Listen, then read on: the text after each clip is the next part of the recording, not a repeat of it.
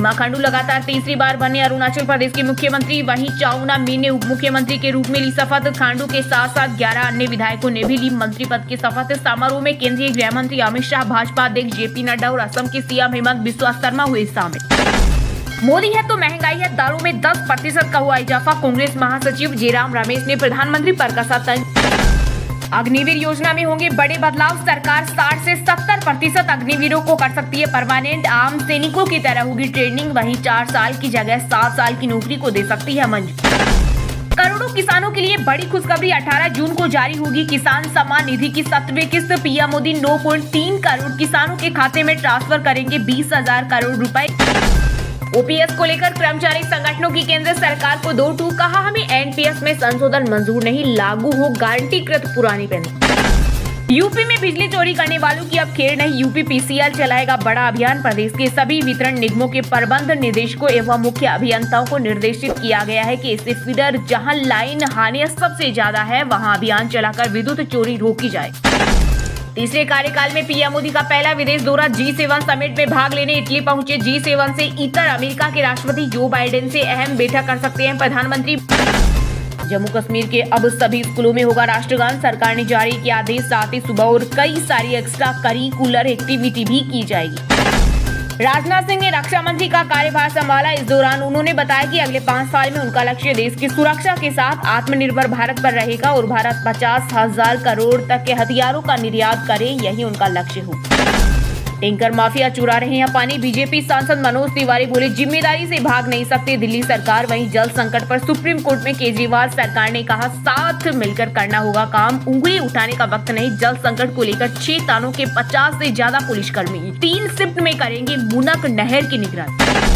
Paper रद्द करना सही नहीं। नीट परीक्षा को लेकर सुप्रीम कोर्ट का बड़ा आदेश। कहा, बोनस अंक पाने वाले 1563 कैंडिडेट्स की 23 जून को दोबारा होगी परीक्षा। वहीं अगर इनमें से कोई कैंडिडेट दोबारा परीक्षा नहीं देता है तो उसका बिना बोनस अंक के ही जारी किया जाएगा रिजल्ट।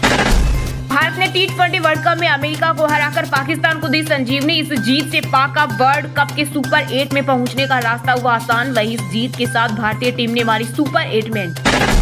कुवैत अग्निकांड में मारे गए लोगों के परिवार को 2-2 लाख रुपए की आर्थिक मदद का ऐलान। विदेश मंत्रालय के मुताबिक कुवैत अग्निकांड को लेकर पीएम मोदी ने एक समीक्षा बैठक की जिसमें आर्थिक सहायता देने का फैसला लिया गया। दिल्ली के गांवों का विकास करेगी केजरीवाल सरकार। 900 करोड़ रुपए होंगे खर्च। एक्शन प्लान के लिए एजेंसियों को दिया निर्देश। बीते दिन सोने चांदी की कीमतों में आई तेजी। 10 ग्राम 24 कैरेट सोना 320 रुपए बढ़कर 72,160 रुपए पर पहुंच गया है। वहीं 1 किलो चांदी 800 रुपए महंगी होकर 91,300 रुपए में बिक रही। जियो और SES को मिली भारतीय अंतरिक्ष रेगुलेटर की अनुमति। अंतरिक्ष में मिलेगा हाई स्पीड इंटरनेट सेवा। नई सरकार का गठन होने के बाद अब केंद्रीय बजट 2024-25 की तैयारी शुरू। वित्त मंत्री निर्मला सीतारमण ने अधिकारियों को दिए सभी जरूरी निर्देश। चर्चा है कि केंद्रीय बजट जुलाई के तीसरे सप्ताह तक संसद में पेश किया जा सकता है। हालांकि बजट घोषणा की आधिकारिक तिथि और समय संसद के मॉनसून सत्र के कार्यक्रम के बाद नोटिफाई किया जाएगा। जम्मू में आतंकी हमलों के बीच सुरक्षा बलों को मिली बड़ी कामयाबी। कुपवाड़ा से लश्कर का आतंकी गिरफ्तार। भारी मात्रा में हथियार बरामद।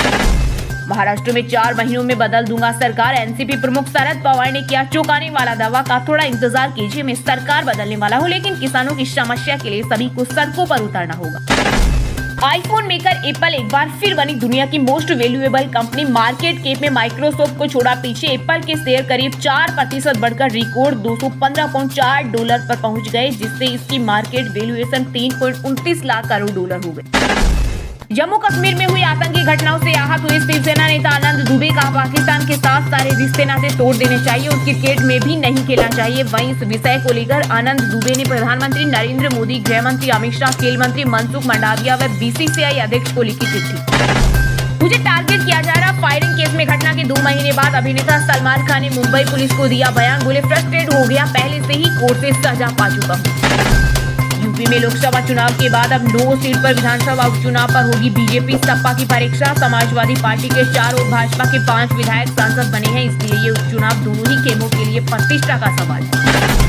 ओडिशा के पुरी स्थित जगन्नाथ मंदिर के चारों द्वार मंगला आरती के दौरान श्रद्धालुओं के लिए खोली गई। कोरोना के समय 3 गेट बंद किए गए थे। राज्य के नए सीएम मोहन चरण मांझी ने मंत्रिमंडल के साथ की परीक्षा। एमपी सरकार का बड़ा फैसला, 24 घंटे खुलेंगे मॉल, रेस्टोरेंट, नगर निगम और इंडस्ट्रियल एरिया में मिलेगी सुविधाएं।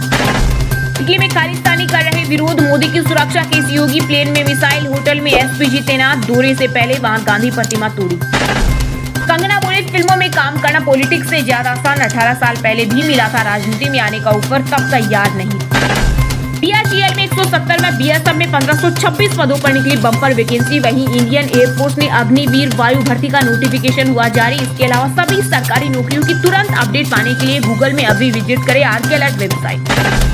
विवादों में फंसी आमिर खान की बेटी की पहली फिल्म महाराज पर प्रतिबंध लगाने की मांग तेज। अजीत डोभाल तीसरी बार बने राष्ट्रीय सुरक्षा सलाहकार, पीके मिश्रा भी बने रहेंगे प्रधान सचिव। नहीं कम हो रही सूरज के तेवर, झारखंड में गर्मी से 3 लोगों की मौत, एमपी राजस्थान सहित 14 राज्यों में हीट वेव का रेड अलर्ट जारी। वहीं यूपी में 20 से 30 जून तक मानसून पहुंचने का अनुमान। राज्यसभा उपचुनाव में महाराष्ट्र के डिप्टी सीएम अजित पवार ने पत्नी सुनेत्रा को बनाया उम्मीदवार, मुंबई में दाखिल किया नामांकन। बंगाल में 21 जून तक रहेगी केंद्रीय बलों की तैनाती, लोकसभा चुनाव के बाद जारी हिंसा पर कोर्ट ने लगाई ममता सरकार को फटकार, कहा कानून व्यवस्था बनाए रखना राज्य सरकार की प्राथमिकता होनी चाहिए।